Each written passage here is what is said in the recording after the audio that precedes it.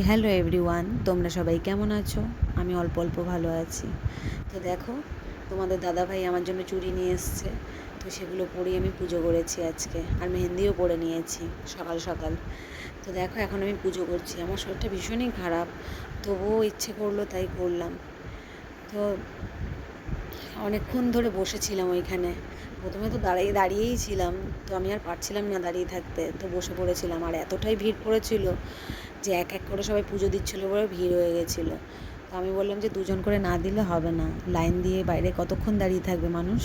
তো বড়দির পরে আমি পুজো দিয়ে দিয়েছি, ওই যে বড়দি দাঁড়িয়ে আছে। তো এত ভিড়ের মধ্যে না তাড়াহুড়ো করে সব পুজো দিচ্ছিলো, আর আমি মন্ত্রটাই ঠিক করে বলতে পারছিলাম না। তো আমি কিছুক্ষণ বাদে আবার বসে, শান্ত হয়ে বসে, তো মন্ত্রটা ভালো করে বলেছি ভগবানকে। তো দেখো, এই যে কাকিমা দাঁড়িয়ে আছে এখানে।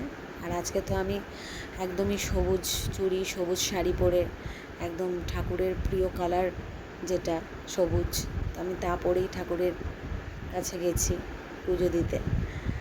তো কে কে পুজো করেছো অবশ্যই জানিও আমাকে। আর শ্রাবণ মাসে দুটো সোমবার কে করেছো জানিও। আমি তো এই ফার্স্ট সোমবারই করছি।